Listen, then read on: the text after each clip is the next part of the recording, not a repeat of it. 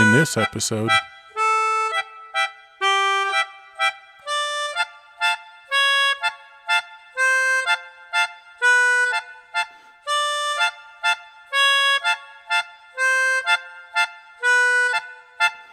hey guys, Bill here from Nostalgic Inclination, the channel dedicated to you, all creatives, artists, musicians, and otherwise. If you're new to the channel, welcome, and if you're returning, great to have you again. Today's challenge theme is pizza, and we're going to be painting pizza on canvas with acrylic, and we are going to be creating pizza music, whatever that means. So let's get straight to it. for today's project, I'm using an 8x10 pre-stretched canvas, and I apply a healthy dose of gesso. We're going to be making a Neapolitan pizza, or pizza Margherita, so I find the center point on the canvas, and I draw a circle with the compass. And voila, the crust appears magically painted. No, honestly, the camera stopped recording, and unfortunately that footage was lost. But I use burnt umber, titanium white, and yellow deep, and those are the three colors, and I paint darker near the edges of the crust and lighter near the center of the crust. We're not too worried about the exterior because we'll define the shape when we paint the background. I love pizza. It's my favorite food. I make it all the time. I love it so much that I even have one of those outdoor pizza ovens that gets up to 900 degrees. You see, we keep working the contour of the crust in layers, just fine-tuning and polishing. Now for the sauce, the San Marzano tomatoes, if you will. We take vermilion, burnt umber, and titanium white. We're looking for something between a salmon and a brick color. San Marzano tomatoes are grown in the volcanic ash of Mount Vesuvius, south of Naples, Italy. So already we're starting to shape up with a tomato-style pie. Now I add a little bit of scarlet highlights and then some burnt umber. We have to bake the pizza, of course. Reworking and polishing layer by layer. We build this painting pizza the same way that we would build a real pizza. We start with the dough and the crust. We add the sauce and then the cheese and the herbs. A fun fact about the Neapolitan and Margherita pizza is that with its tomato, cheese, and basil, it is red, white, and green, the same color as the Italian flag. That is most likely not a coincidence. What do you think? Now for the mozzarella, made with the milk of a water buffalo, of course, because the milk is sweeter than that of a traditional dairy cow. I use the same colors that I use for the crust for the mozzarella: titanium white, yellow deep, and burnt umber. Of course, erring on the whiter side. We must envision the fresh mozzarella starting out as a ball, and then when it cuts, it kind of presses, making it into a little oval, and then it melts, distorting the shape further.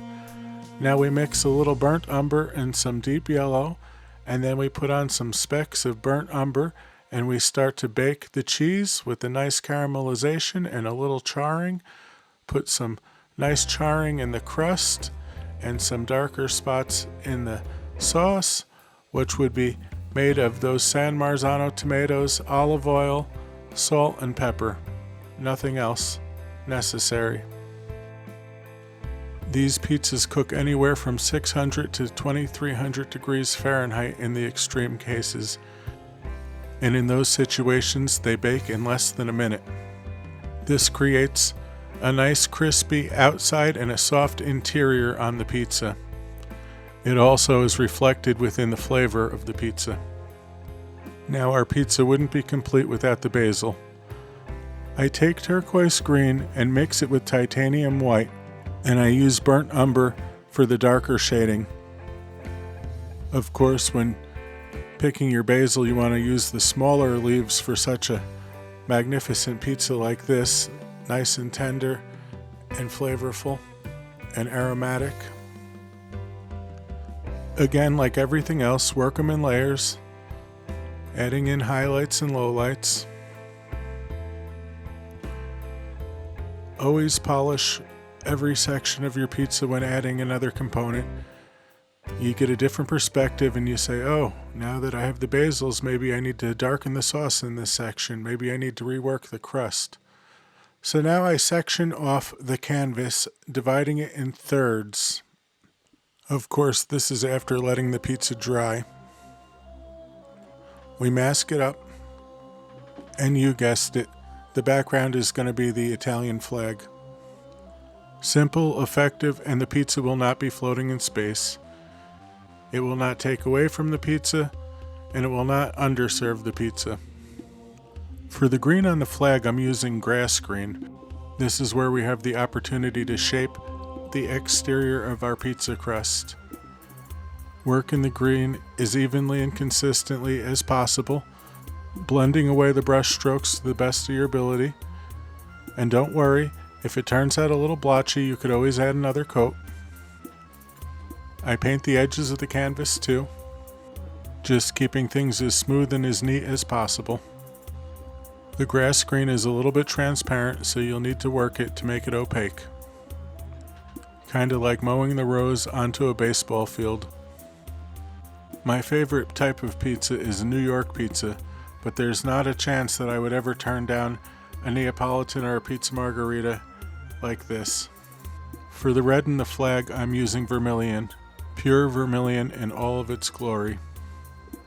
Again, defining the edge of the pizza and then painting evenly and consistently.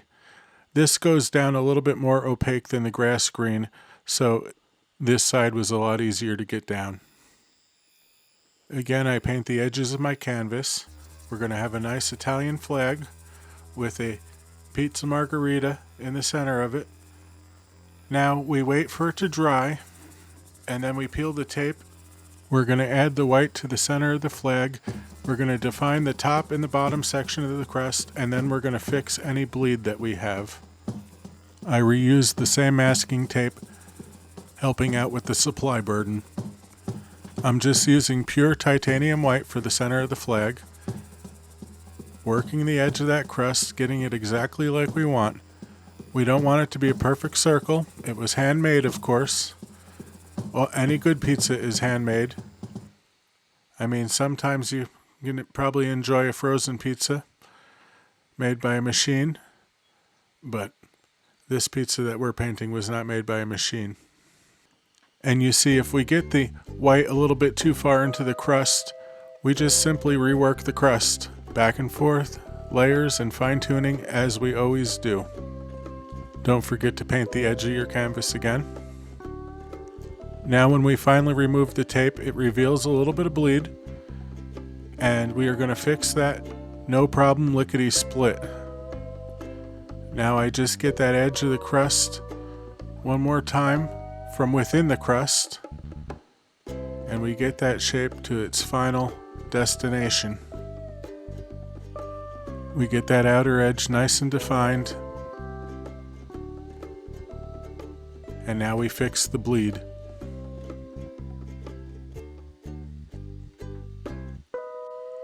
And of course I will put the finishing touches on off camera, and we will see the final results in the final reveal after the music segment.